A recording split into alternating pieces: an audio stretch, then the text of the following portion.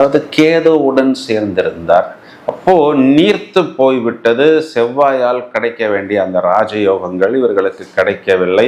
பிறகு இதே செவ்வாய் 3ஆம் இடம் சொல்லக்கூடிய வெற்றி ஸ்தானத்தில் வெற்றி மேல் வெற்றின்லாம் சொன்னாங்களே, ஏன் பிரதர் எதுவுமே வரல அப்படின்னு பார்த்தா, இந்த செவ்வாய்க்கு கடகத்துக்கு சத்ரு கிரகம்னு சொல்லக்கூடிய சாட்டன் 9ஆம் பாவத்தில் உட்கார்ந்து உக்ரமாகவும் வக்ரமாகவும் செவ்வாயை பார்த்தார்.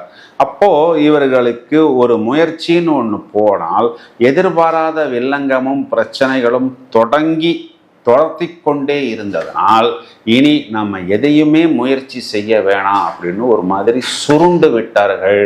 எதுவுமே இவர்களுக்கு ஒர்க் அவுட் ஆகவில்லை. அதாவது இந்த தீபாவளிக்கு வாங்கின பட்டாசுக்குள்ள உள்ள மிச்சத்தை எல்லாம் எடுத்து வச்சு வெடிக்கலாம் அப்படின்னா இந்த செவ்வாய் பயிற்சி அன்றைக்கு கடகராசிக்காரர்கள் வெடிக்கலாம். இதன் காரணம் என்னன்னா,